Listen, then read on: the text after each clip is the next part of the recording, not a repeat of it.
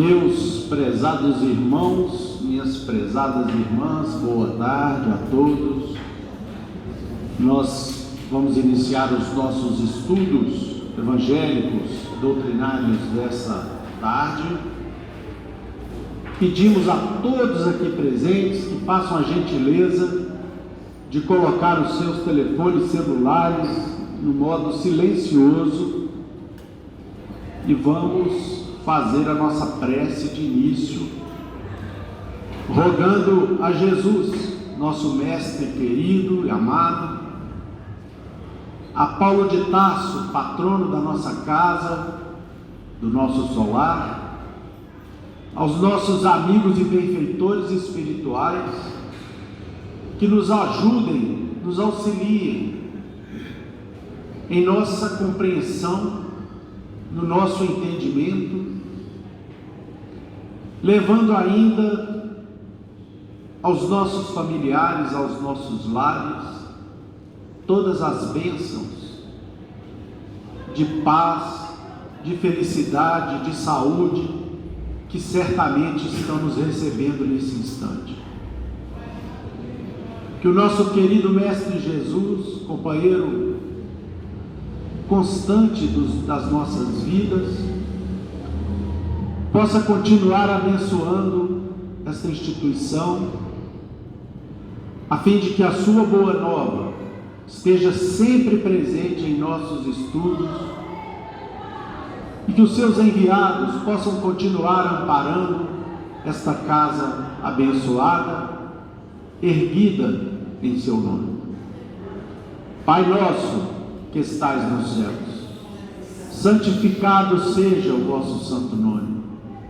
Venha a nós o vosso reino, seja feita a vossa vontade, assim na terra como em todo o universo. O pão nosso de cada dia nos dai hoje. Perdoai as nossas ofensas, assim como perdoamos a quem nos tem ofendido. Não nos deixeis cair em novas faltas, livrai-nos do mal, pois que vosso são o reino, o poder, a majestade e a glória para todos sempre, que assim seja. Meus irmãos, temos hoje para os nossos estudos, do capítulo 15 do Evangelho segundo o Espiritismo, o item de número 10, Instruções dos Espíritos. É uma mensagem de ninguém mais, ninguém menos do que o patrono dessa casa, Paulo de Tarso, o apóstolo de Jesus. Essa mensagem foi proferida na cidade de Paris no ano de 1860 e cujo título é Fora da Caridade não há salvação. Ensinou-nos Paulo: meus filhos, na máxima fora da caridade não há salvação, estão encerrados os destinos dos homens, na terra e no céu. Na terra, porque à sombra desse estandarte eles viverão em paz. No céu, porque os que a houverem praticado acharão graças diante do Senhor. Essa divisa é o facho celeste, a luminosa coluna que guia o homem no deserto da vida, encaminhando-o para a terra da promissão.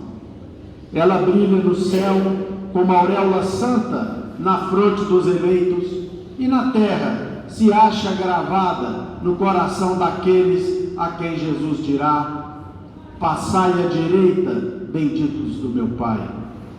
Reconhecê-lo-eis pelo perfume de caridade que espalham em torno de si.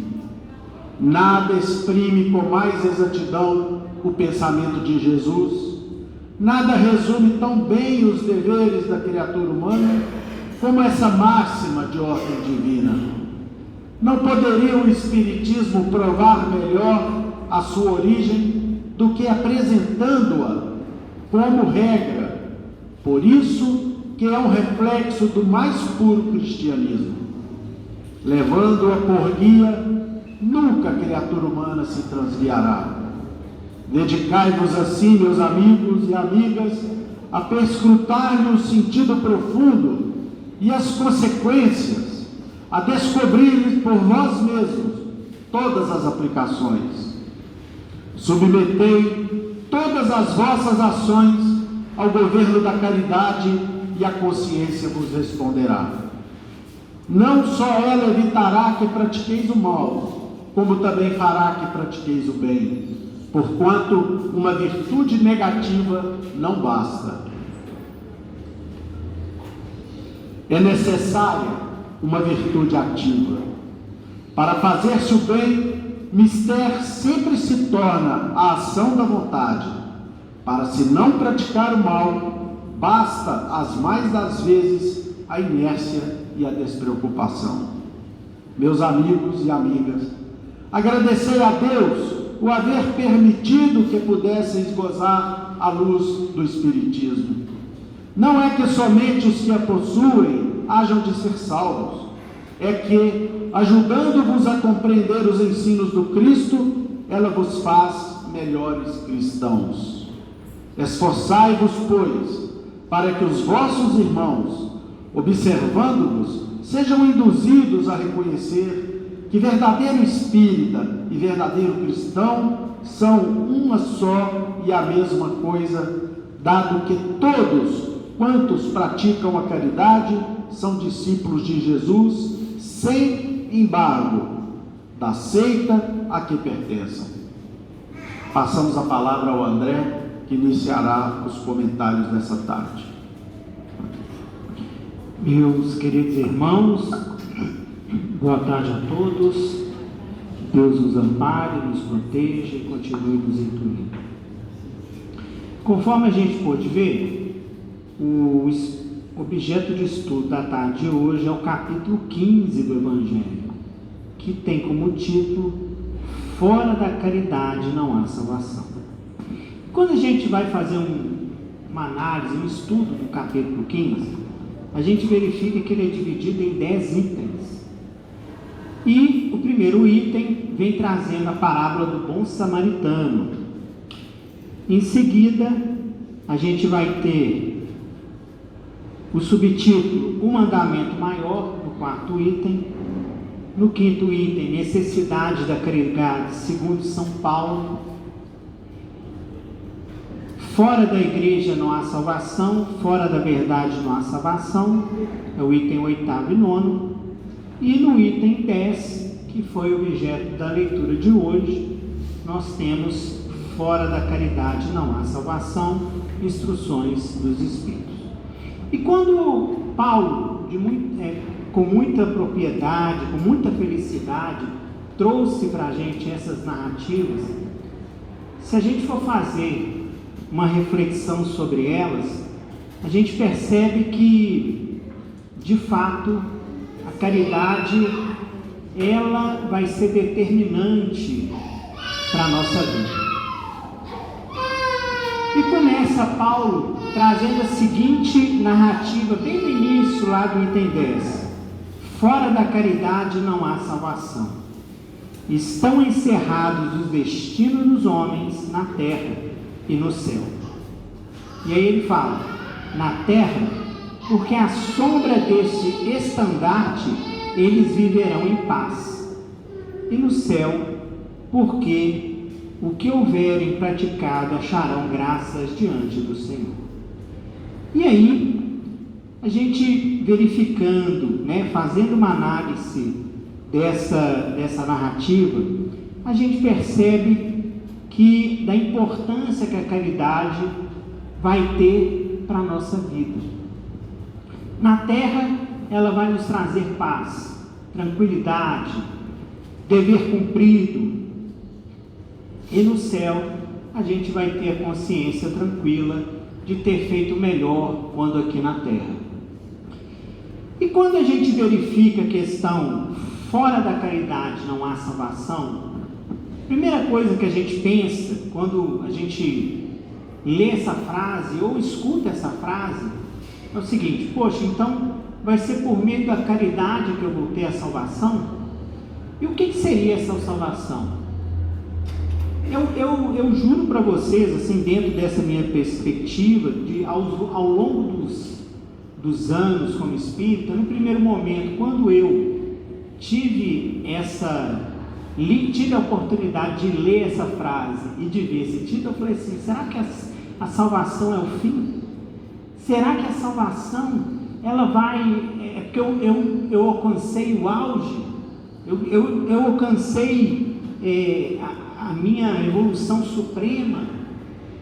E na verdade, quando a gente vai estudar o Evangelho e todas as outras obras que estão subsidiando o Espiritismo, a gente percebe que não é bem assim. E aí, fazendo uma pequena analogia da nossa vida cotidiana, quando a gente escuta alguém, olha, aquele barco estava afogando e todos os seus tripulantes salvaram. O que a gente imagina? Olha, eles estavam afundando, e aí, independente, depois desse fato, eles se salvaram. Então, eles continuaram a sua vida, saíram daquela situação difícil e estão percorrendo agora uma nova situação diante daquele acontecimento ruim. E a caridade é justamente isso. Quando nós praticamos a caridade, ela traz para todos nós uma condição única. Na verdade, se a gente for pensar e for analisar, o Evangelho traz para todos nós que a caridade, ela abrange todas as outras virtudes. Ela abrange a virtude da humildade. Quem é caridoso é humilde. Quem é caridoso é paciente. Quem é caridoso é bom. Quem é caridoso é indulgente, ou seja, realiza o perdão. Quem é caridoso costuma ser justo. E quando nós estamos realizando essas virtudes, praticando a caridade, nós estamos ao mesmo tempo combatendo o quê? O egoísmo, o orgulho, as vaidades. E com isso a gente vai burilando o nosso coração. Com isso a gente vai subindo um degrauzinho da nossa escada evolutiva. E com base nisso a gente percebe que de fato conquistar a salvação não significa então alcançar essa santidade, como muitas vezes a gente pode ter pensado, ou até mesmo pensar. Na verdade, quando a gente pratica a caridade e ao mesmo tempo tem ela como a salvação, na verdade a gente está lendo esse termo salvação como uma reparação, como uma restauração, um equilíbrio, uma renovação. Salvar, portanto, é o quê? É iluminar, é ajudar, é enobrecer, é mudar de vida, é praticar o bem, é fazer com que a nossa vida tenha sentido. E a gente vai continuando os passos da nossa vida, mas de uma forma diferente, de uma forma melhor, de uma forma mais leve. E Jesus, quando Ele veio aqui na terra e nos ensinou a lei maior, que é a lei do amor, que nos ensinou o Evangelho, a sua boa nova, Ele mostra para a gente da necessidade da nossa renovação moral, de como nós precisamos transformar a nossa vida. E para que a gente possa fazer isso, a gente precisa não só ficar na teoria, mas também realizar a prática dos atos do dia a dia, na nossa casa, no nosso trabalho, no dia a dia com as pessoas que a gente mal conhece, ou até mesmo aquelas que a gente tem uma afinidade tão grande, que muitas vezes a gente é levado a alguma situação que nos deixa chateado, que nos deixa triste, e que a gente tem uma admiração enorme, e muitas vezes a gente vai lá e desencanta por uma situação que aconteceu da nossa vida.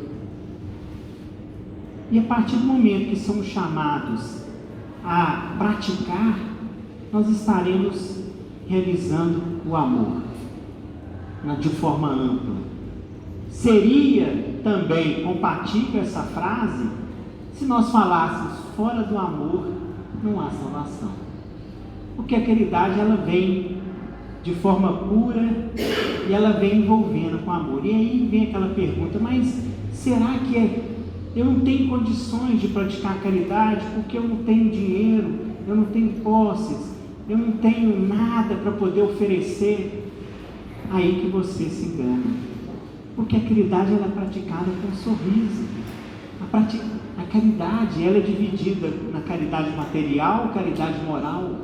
Onde a caridade moral, de fato, a gente ajuda com algum bem. Já a caridade moral, você pode ajudar de qualquer forma, com o seu tempo, com a palavra amiga, com o ouvido, com o silêncio, com o abraço. A caridade, ela tem várias formas de ser realizada. E a partir do momento em que a gente procura praticar essa caridade constantemente, naturalmente o que vai acontecendo? Nós vamos nos transformando. No início é difícil, porque a gente sabe das nossas dificuldades pessoais. Cada um aqui conhece os nossos defeitos. Cada um sabe onde o nosso calo dói. E a gente sabe onde a gente erra e precisa melhorar. E aí a gente começa a exercitar esse bem, realizar esse amor, realizar essa caridade, muitas vezes de uma forma até um pouco mais que forçada. Mas aquilo ali, aos poucos, ele vai se tornando natural na nossa vida. E isso vai fazer parte, naturalmente, da nossa existência.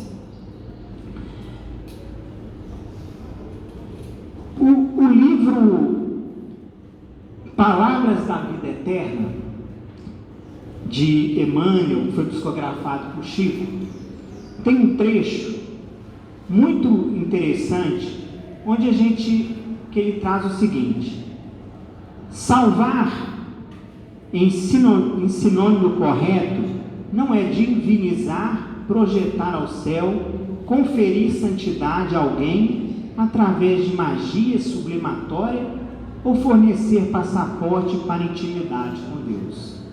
Salvar em legítima significação é livrar de ruína ou perigo. Conservar, defender, abrigar.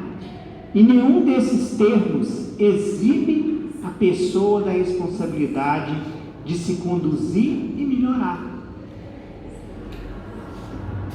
Recomeçamos, e aí segundo o apóstolo Paulo, que o tempo sobremodo oportuno para a salvação. Então todos nós ainda temos tempo para a gente poder transformar a nossa vida. Nunca é tarde para que a gente possa iniciar uma trajetória. E aí continua: para a salvação, ou melhor, para a corrigenda de nossos erros e aproveitamento de nossa vida. Chama-se agora.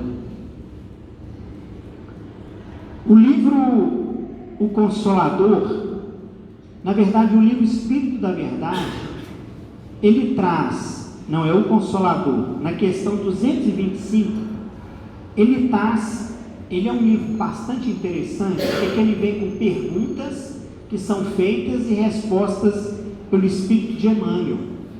E uma das perguntas que foram feitas foi a seguinte: como entender a salvação da alma e como conquistá-la?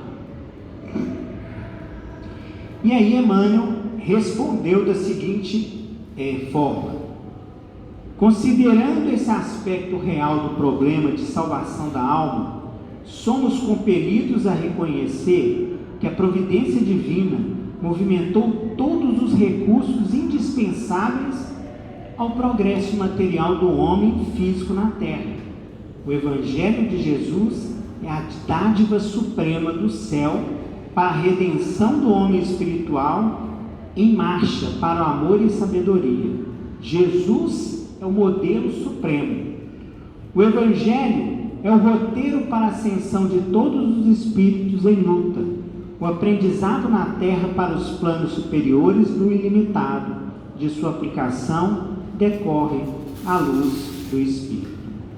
Então, vem Emmanuel e traz para a gente o seguinte: olha, precisamos nos basear no Evangelho de Jesus para que a gente possa ter esse Evangelho de Jesus como guia da nossa vida.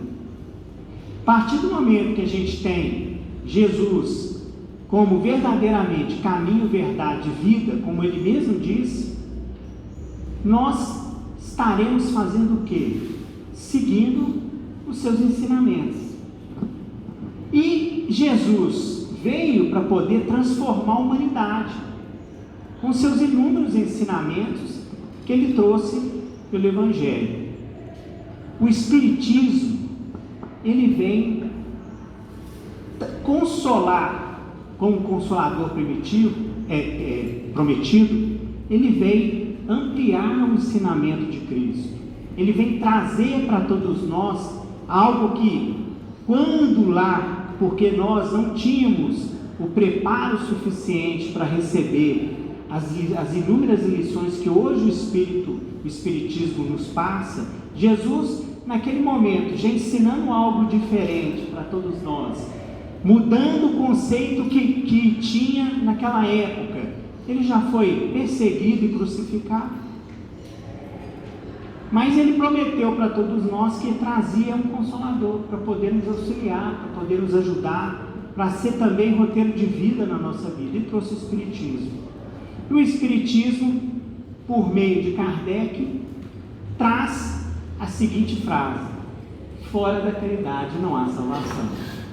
E aí Kardec, no Evangelho segundo o Espiritismo, mostra para todos nós que, de fato, o amor de Cristo, que ele nos ensinou lá atrás, que tem mais de 2000 anos, e que é algo recente para todos nós e necessário, é a base para a nossa transformação e para a nossa salvação. Então, olha a importância que Jesus tem na nossa vida, e olha a importância que o Espiritismo tem para todos nós. Com o intuito de ilustrar a lição de hoje, eu trouxe para todos nós uma passagem, que vou fazer a leitura,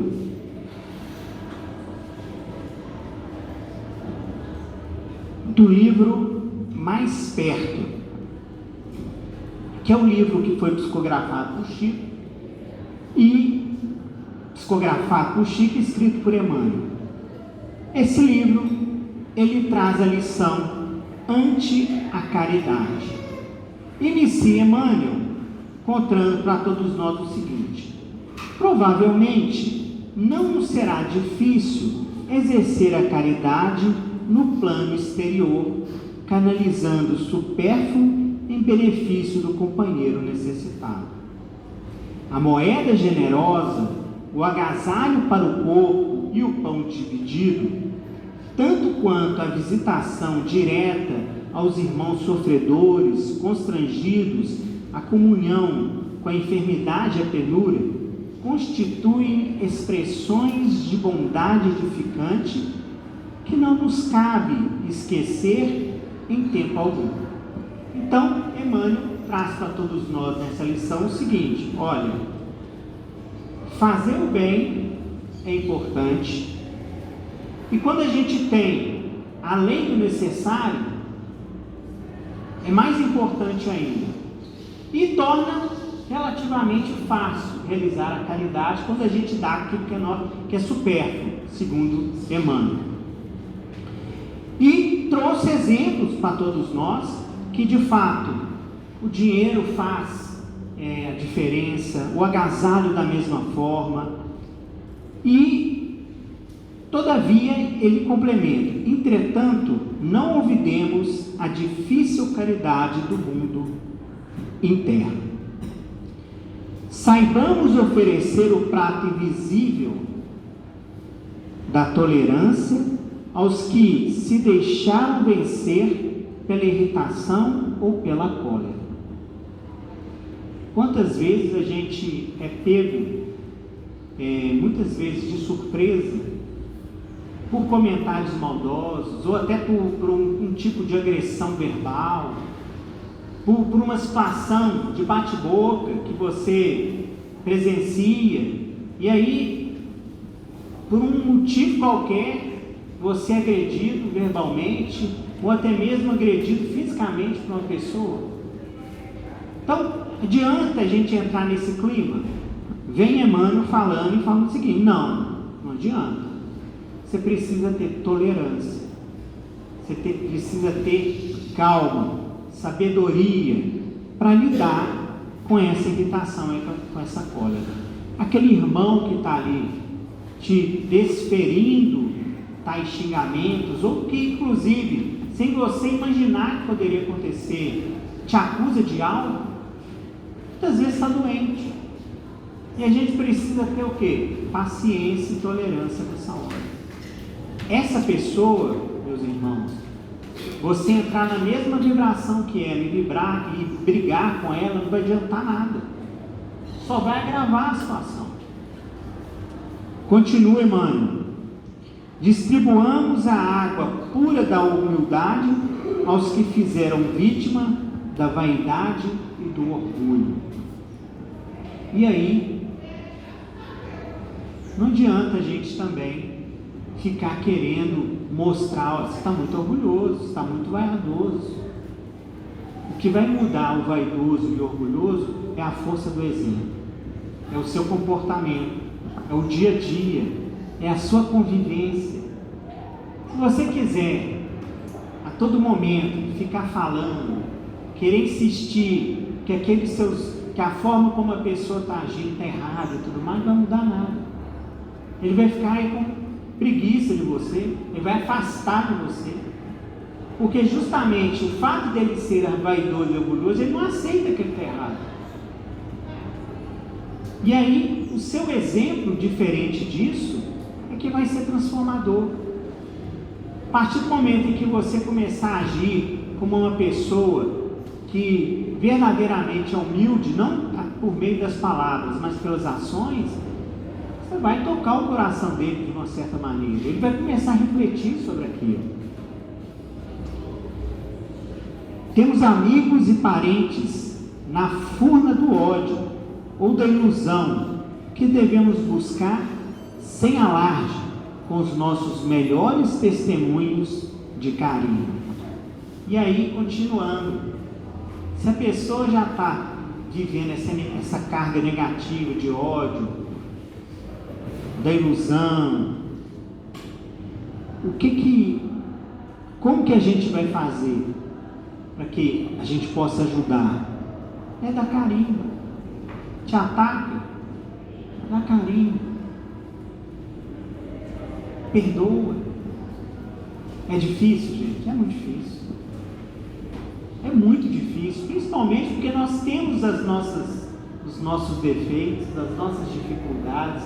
A gente sabe como o nosso espírito velho às vezes fala muito mais alto, mas esse é o caminho. Temos amigos e possuímos afeições e laços valiosos que desceram a escuros chavascais do desequilíbrio, que não podemos relegar ao abandono. Aquela pessoa difícil que nós convivemos todo dia, que a gente verifica que a gente precisa ajudar de alguma forma, que está desequilibrado de alguma forma, de alguma maneira, que é muito agitado ou que está envolvido em algo errado. Essa pessoa, se a gente abandonar, ela piora. A gente tem que procurar acolher. E também não é condenando que vai resolver a questão.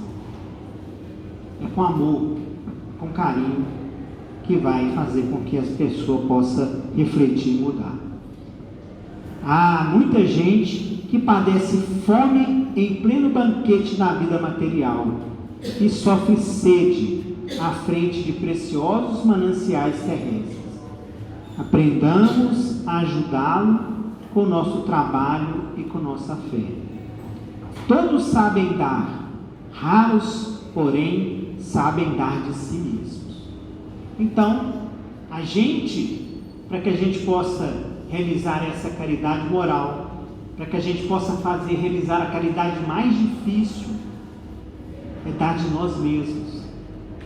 No momento em que nós somos chamados, no nosso trabalho, na nossa casa, no nosso dia a dia, com pessoas que a gente mal conhece, no trânsito, dentro do ônibus, na escola, em todos os momentos, de alguma forma, nós somos chamados a dar um pouquinho de nós mesmos. Não te esqueças do auxílio em forma de segurança e de estímulo que podes oferecer ao que te cerca, através das demonstrações do bem cumprido, da solidariedade, da cooperação e da paciência. Cultivando pequenos sacrifícios, amealhamos o tesouro do amor. Jesus é o nosso divino modelo. Depois de dar-se a terra na manjedoura, socorreu a humanidade na solução dos aflitivos problemas, completando a lição da caridade, oferecendo-se ao mundo nas tribulações na cruz. O excelso ensinamento do qual ainda hoje estamos recebendo a luz imperecível da valorosa romagem da própria libertação. E aí encerra Emmanuel, trazendo para todos nós da necessidade de cultivarmos todos os dias pequenos sacrifícios, quando somos chamados a realizar esses sacrifícios. Porque com isso a gente vai o quê? Juntando tesouros na nossa vida, que são os verdadeiros tesouros, que é o tesouro do amor.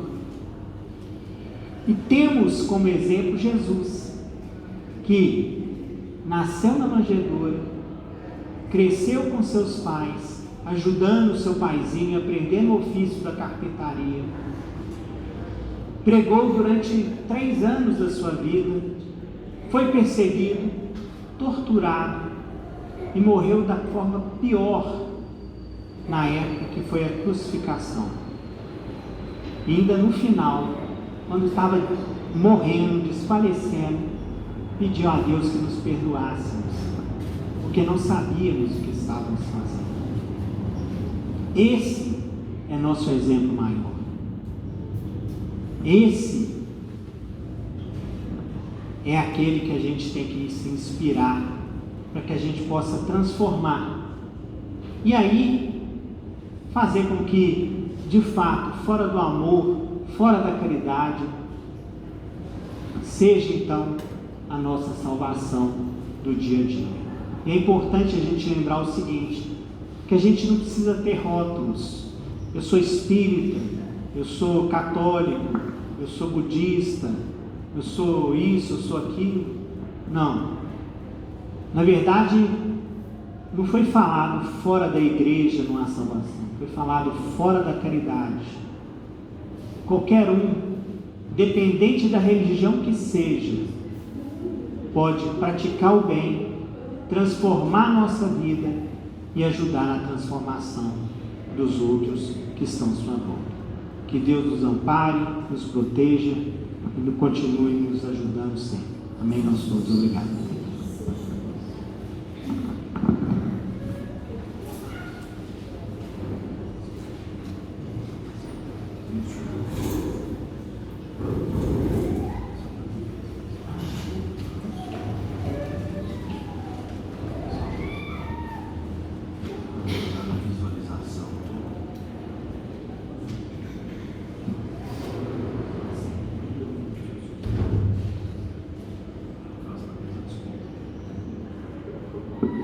Se Emmanuel tivesse me dito, fora do Espiritismo não há salvação, eu teria ido buscar outra religião. Essas palavras foram proferidas pelo nosso inesquecível Francisco Cândido Xavier. E bem enfatizam o nosso estudo dessa tarde. Nós vimos aqui o nosso inestimável, nosso querido amigo, companheiro e inspiração constante dessa casa desde que ela foi criada, o apóstolo Paulo de Tarso, nos trazer essa lição maravilhosa. E ele, na sua carta aos Coríntios, fala sobre a necessidade da caridade para as criaturas humanas. E inspirado no grande lidador de Tarso, no apóstolo dos gentios, no apóstolo dos excluídos, é que a doutrina espírita, a partir da inspiração que Kardec bebe nas águas elevadas do mundo espiritual, ele coloca como dístico da doutrina espírita: fora da caridade não há salvação. E ele trata da caridade, junto com os espíritos superiores, em 3 obras básicas: no que é o Espiritismo, no Evangelho segundo o Espiritismo, nas obras póstumas, e numa 4ª, a obra básica, fundamental da doutrina espírita, que é o Livro dos Espíritos. Então, como entender a razão dos espíritos superiores inspirarem Allan Kardec para colocar como dístico da doutrina espírita essa expressão? Certamente, meus irmãos, minhas irmãs, nos ensinos do nosso Mestre Jesus. E aí nós faremos uma avaliação a respeito das religiões. Eu me refiro às religiões até a doutrina espírita. Não por falta de influência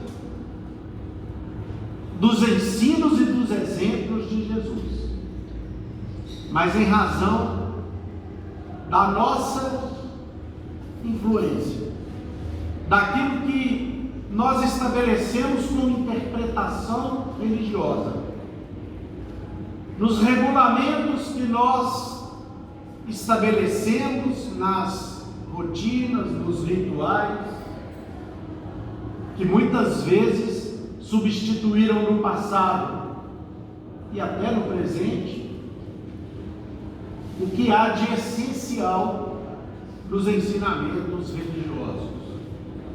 E aí eu me refiro fundamentalmente ao ensino de Jesus, nosso mestre amado, mas também no ensino de outros mestres orientais, como Buda, como Lao Tse, como Confúcio, que estabeleceu na ética e na moralidade a base do seu pensamento religioso. Mas ainda assim, independente do quadrante em que se encontra a humanidade, nós fomos distorcendo os pontos essenciais das doutrinas de amor que foram pregadas no mundo, porque o mundo jamais ficou em um século sequer sem os enviados de Jesus em todos os seus lugares, em todos os seus países, em todos os seus quadrantes, como eu disse, pregando o amor. Jamais ficou sem o enviado do Cristo para nos trazer essa mensagem. Mas acontece que, como eu dizia, nós fomos distorcendo o ensinamento religioso na sua essência, e fomos dizendo de um modo geral, e fomos pregando de um modo geral, que aqueles que não estivessem, ou que não pensassem com o nosso pensamento religioso, estariam excluídos. É ou não é? Aquele discurso segundo o qual aqueles que não se converterem para a nossa religião, eu me refiro aí a todas, estariam perdidos, estariam excluídos, estariam fora. Assim, meus irmãos, acabou passando para a humanidade uma ideia de que aqueles que não estão dentro, tem aqueles que estão dentro e tem aqueles que estão fora. Tem aqueles que serão salvos e tem aqueles que não serão salvos, simplesmente por não se converterem a uma determinada ordem de ideias. Quanto engano! Quanto engano!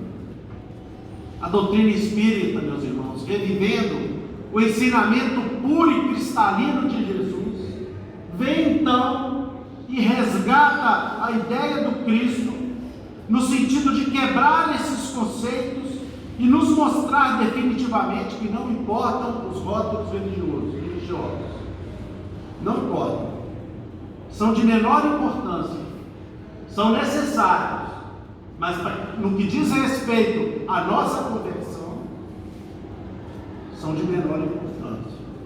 Porque nada adianta nós sermos budistas, espíritas, católicos, protestantes, pentecostais, neopentecostais, budistas, maometanos, muçulmanos. Não adianta nada disso se nós não convertermos o nosso mundo íntimo, transformando a nossa moral no sentido de buscarmos no amor a Deus e no amor ao nosso próximo o sentido verdadeiro dos nossos pensamentos e do nosso sentir. Todos somos fundamentalmente iguais, todos, na dor, no sofrimento, nas alegrias, nas saudades, na necessidade do aprendizado. Todos nós nos nivelamos nessas necessidades. É ou não é, meus irmãos, minhas irmãs? É sim. Se tem algo que nos nivela na humanidade, apesar de tantas desigualdades que existem ainda no nosso planeta, fruto da incapacidade das criaturas humanas de amar o seu próximo, se tem algo que nos nivela, são exatamente a dor que nos busca a todos, ricos e pobres, intelectuais, poderosos ou submissos, busca a todos a necessidade da prática do bem, a saudade, as alegrias, o desejo e a necessidade de aprender. Isso tudo é algo comum em todas as criaturas. E a doutrina espírita, reproduzindo os ensinos de Jesus, nos mostra que fora do amor, fora da caridade, fora da vivência moral, é que não existe solução. Não existe. Nós sempre lemos aqui nessa casa aquele conto maravilhoso de Ney Lúcio, da reunião dos espíritos lá no mundo maior, espíritos elevados, cada um representando as religiões que aqui na terra foram seguidores, ou foram os seus líderes, e Jesus iria escolher um daqueles representantes, criaturas sérias, benfeitoras, para poder estar com ele. E os espíritos superiores catalogavam ali aqueles líderes religiosos, todos eles vestidos de túnicas imaculadas, trajando vestes liliais, trazendo aqueles ornamentos que caracterizavam o pensamento religioso que tiveram aqui na terra. Mas ali no meio deles tinha um velho, todo maltrapilho, todo marcado, com as mãos calosas, com a face totalmente enrugada, com a pele queimada de sol, e com as vestes rotas, pés descalços, e que estava ali destoando literalmente naquele ambiente. Mas os espíritos foram lá, entrevistaram também. E quando perguntaram para ele: meu irmão, que religião que você está aqui representando? Ele, muito sem graça, sem conseguir encarar os anjos que lhe faziam aquelas indagações, disse o seguinte: olha, eu não sei nem o que eu estou fazendo aqui. Eu não tive tempo na terra de seguir nenhuma religião.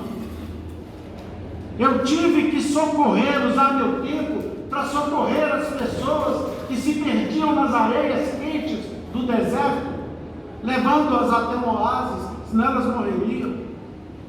Eu tive que amparar crianças, velhos, que vinham até minha tenda pedindo socorro, a bênção de uma água ou de um alimento. Eu não pude ter tempo para contemplar o nosso Senhor. Me perdoe, eu não sei o que estou fazendo. Os anjos então anotaram, fizeram aqueles apontamentos daquele velho que se chamava Ibrahim, achando também muito estranho do que estava fazendo ali alguém que não teve tempo de contemplar a Deus, muito embora tenha utilizado o seu tempo para auxiliar o seu próximo. E levaram os apontamentos até o Cristo. Daí, alguns instantes, conta-nos irmão X, uma pleiade de anjos desceram do céu com uma faixa luminosa repleta de caracteres dourados, cujo nome aparecia em caracteres dourados, e o nome era exatamente do Ibrahim al-Mandeb, o velho caravaneiro do deserto. Era exatamente com ele que Jesus gostaria de estar. Então essa lição, meus irmãos, minhas irmãs, expressa muito bem o ensinamento que a doutrina espírita nos traz, a partir do dístico que coloca como expressão material e espiritual dos seus ensinos, como síntese superior dos seus ensinos, que é a expressão: fora da caridade não há salvação. Jesus cria então, e a doutrina espírita resgata isso, um livro, um instrumento aberto para todas as pessoas, de todas as religiões. E Jesus faz assim, meus irmãos. Ele recebe na casa singela de Simão Pedro, à beira do lago de Cafarnaum, ou nas estradas poerentas da Galileia, ou mesmo na beira do mar de Genezaré.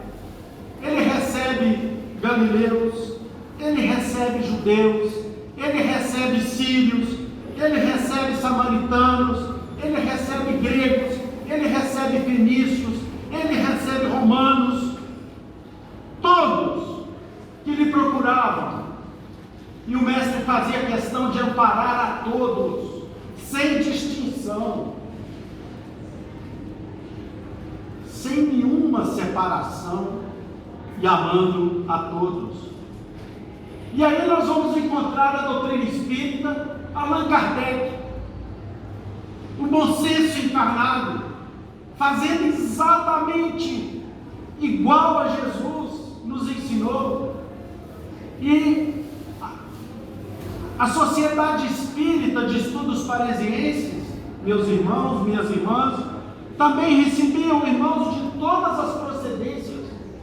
Recebia franceses, ingleses, italianos, americanos, muçulmanos, irmãos vindo de todo o mundo, que chegavam lá, bebiam dos conhecimentos espíritas não se sentiam violentados em suas crenças, não se sentiam obrigados a mudar de fé, mas se sentiam tocados em seus corações pela mensagem renovada do amor de Jesus que a doutrina espírita trazia na figura abençoada do grande codificador de Lyon. E eles voltavam para os seus países, para as suas comunidades, dar sequência dos ensinamentos daquilo que eles acreditavam, mas impregnados do ensinamento de Jesus contido na doutrina espírita, sobretudo o do amor e da caridade. No espiritismo não há o espírito proselitista. O espiritismo não busca seguidores. Os espíritos superiores sequer dão prioridade ao número de almas e de corações que os espíritas, utilizando a tribuna espírita, busca para as casas do espiritismo aqui na terra. Os espíritos são claros em nos dizer que o que importa mesmo, meus irmãos, minhas irmãs, é a transformação que nós fazemos dos ensinos em nossas vidas, dos ensinos de Jesus em nossas vidas. É isso que vai contar, é isso que verdadeiramente importa. É o desafio da transformação moral, é o desafio da modificação, sendo essa a chave fundamental utilizada pela doutrina espírita para podermos compreender Jesus. Não há outra forma de compreender Jesus senão hospedando o Mestre dentro dos nossos corações, dentro dos nossos sentimentos, porque foi assim que Ele fez, meus irmãos, minhas irmãs, com todos nós. Jesus não tinha fronteiras, Jesus não estabeleceu separações, Jesus não criou muros interpretativos, Jesus não criou dogmas, Jesus espalhou, ensinou, testificou o amor. É isso que importa, é disso que se trata. A palavra do Cristo foi sempre de acolhimento incondicional. E já que eu falei de Jesus e de Kardec, eu não poderia deixar de falar de um discípulo contemporâneo de Jesus que viveu aqui na terra. Entre nós, muitos de nós convivemos com a sua presença aqui. Eu mesmo estive com ele em 2 oportunidades, depois de uma fila imensa, para poder levar um bilhetinho que um irmão me pediu que eu fizesse, porque ela estava cometida de uma doença gravíssima. E assim eu fiz, que é o nosso querido Francisco Cândido Xavier. E eu vou lembrar aqui uma passagem curtinha da vida dele, para mostrar aos irmãos e às irmãs que é isso que importa nas nossas vidas. O Chico estava no Centro Espírita Luiz Gonzaga, numa noite de trabalho, quando alguns populares um dia chegaram à reunião pedindo socorro para um cego que tinha se acidentado.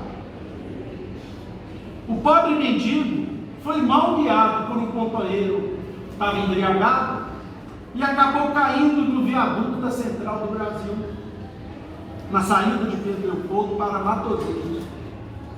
E ele então caiu no solo de uma altura de 4 metros, se machucou todo, ficou com uma situação grave. O guia que estava com ele, lógico, foi embora, largou ele lá no meio da terra, machucado, sangrando, sozinho e sem ninguém. O Chico então, depois que teve essa notícia, imediatamente alugou um pequeno barracão, um pequeno cômodo, levou o enfermo para lá, cuidou do enfermo, daquele velhinho, chamou um médico que atendia lá em Pedro Leopoldo para cuidar dele. E depois, Chico constatou que aquele velhinho precisava de enfermagem. Ele, Chico Xavier, velaria pelo velhinho cego à noite, porque de dia ele tinha que trabalhar, e ele trabalhava lá na mercearia do Sr. José Felizardo, onde ele ganhava a sua vida para comprar seu alimento. Então ele ficaria à noite, mas precisaria de alguém que ficasse de dia, porque senão aquele velhinho, se não tivesse assistência, ele podia morrer. Em 1928 tinha uma pequena folha semanal, um folhetim semanal lá em Pedro Leopoldo. O Chico então procurou aquele folhetim e fez uma publicação, pedindo a alguém com caridade, rogando a alguém que pudesse prestar serviços ao cego Cecílio durante o dia, porque à noite ele mesmo se encarregaria de fazê-lo até o velhinho melhorar. Pediu a alguém a caridade de ajudar. Não importasse que esse auxílio viesse de espíritas, de católicos, de ateus, de protestantes, mas sim de corações dispostos a auxiliar aquele velhinho cego. 6 dias se passaram sem que ninguém se oferecesse, mas no 7º dia, 2 meretrizes muito conhecidas em Pedro Leopoldo se apresentaram e disseram ao Chico: Chico, nós lemos o seu pedido e estamos aqui, se pudermos servir. Ah, minhas irmãs, como não? Entrem, Jesus haverá de abençoar-lhes a caridade. Todas as noites, então, antes de sair, as mulheres oravam com Chico ao pé do enfermo. Decorrido o mês, quando o cego se restabeleceu, reuniram-se pela última vez em prece com o velhinho já feliz e já recuperado.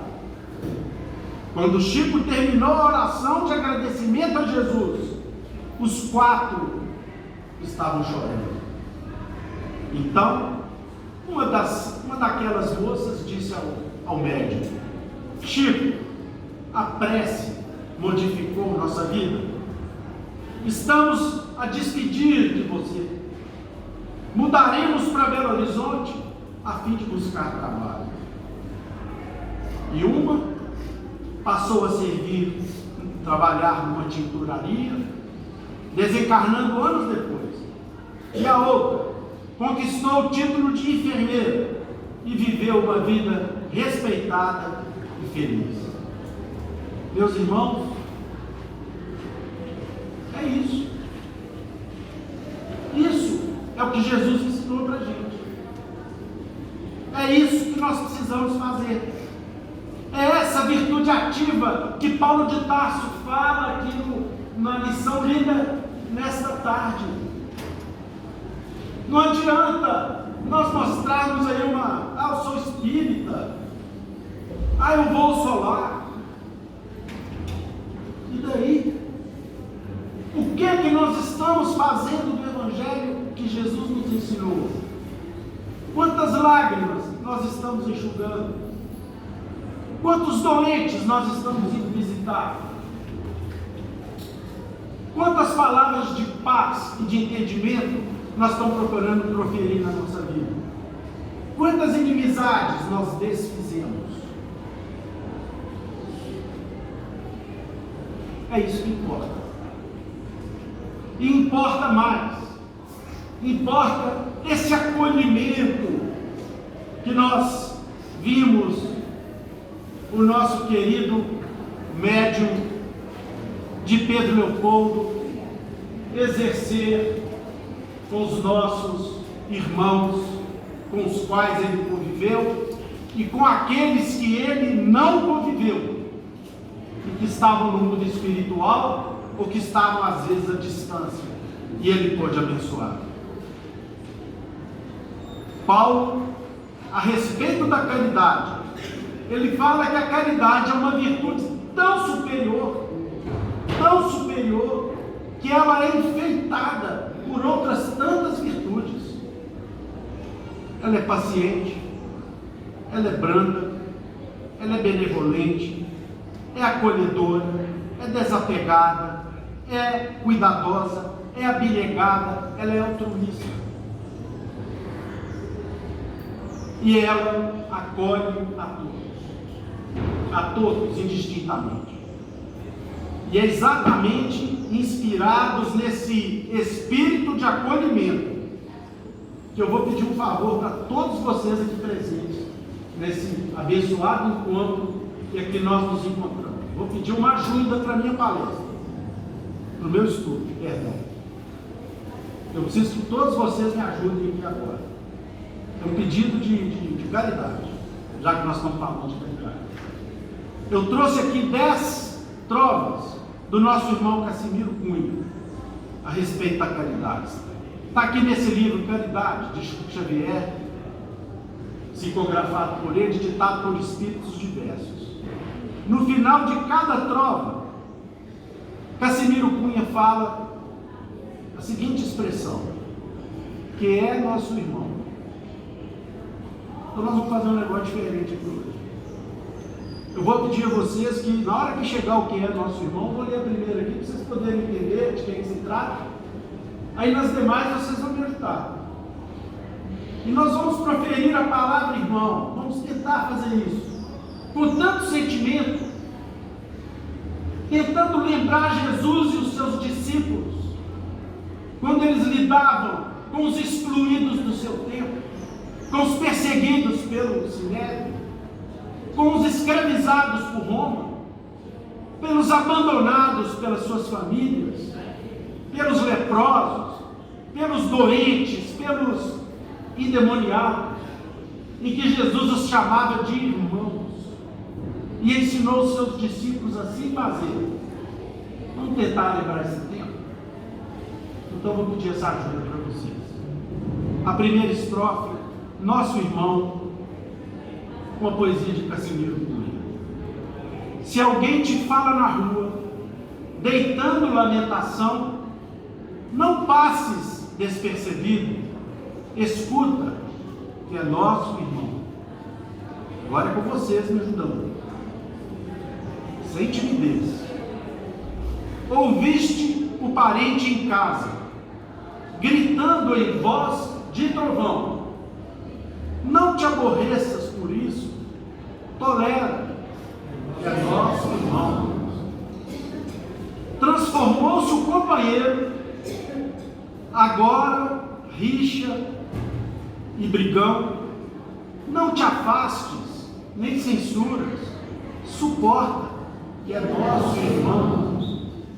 Amigo a quem mais estimas, ofendeu-te sem razão, não te des ao derrotismo, perdoa, que é nosso irmão. Padece e chora o vizinho, problemas em profusão, não te demores no auxílio, cooperas, que é nosso irmão. Enxergaste o pequenino, criança, sem roupa, sem lar, sem pão, não permaneças de longe, acolhe, é nosso irmão. Viste o doente sozinho, no braseiro da aflição, não percas tempo em conversa, socorre, é nosso irmão. Tiveste do adversário pedradas da ingratidão, calando, segue servindo, desculpa, que é nosso irmão. A quem te peça um favor, muito embora dizendo não, sem grito e sem aspereza, atende, que é nosso irmão. Diante de todo aquele que sofre na provação, o Cristo pede em silêncio amparo, que é nosso irmão. E com essa trovinha maravilhosa, lindamente simples, mas que fala ao nosso coração, e relembrando nessa casa os ideais expostos por Jesus e absorvidos pelos corações de seus discípulos, quando criaram a Casa do Caminho.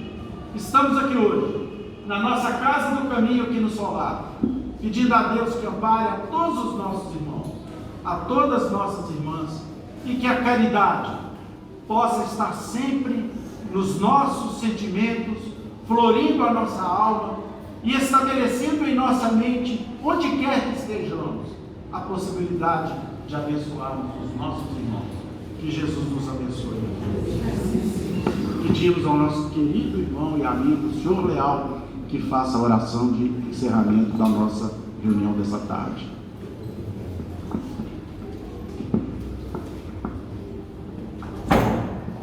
Nos ensinos da tarde, nós podemos destacar dois temas muito importantes. Eu sou o caminho, a verdade e a vida.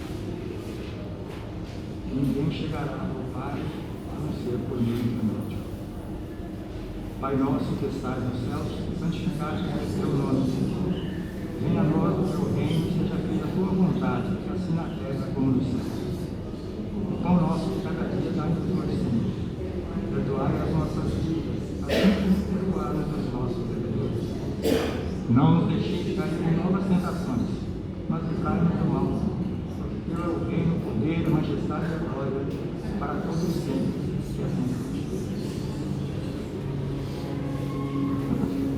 E agradecendo a participação carinhosa de todos em nosso estudo, e em especial aos nossos amigos espirituais, que interpretam a bondade de Jesus junto a todos nós, nós estamos, em nome de Deus, de Jesus nosso Mestre, de Paulo de Tarso, patrono da nossa casa de oração, estudo e trabalho, dos nossos amigos e benfeitores espirituais, encerrando os nossos estudos desta tarde, na santa e bendita paz, que assim seja. Meus irmãos, serão distribuídas fichas para médico e a fila do passe será feita aqui no salão. Uma boa tarde a todos.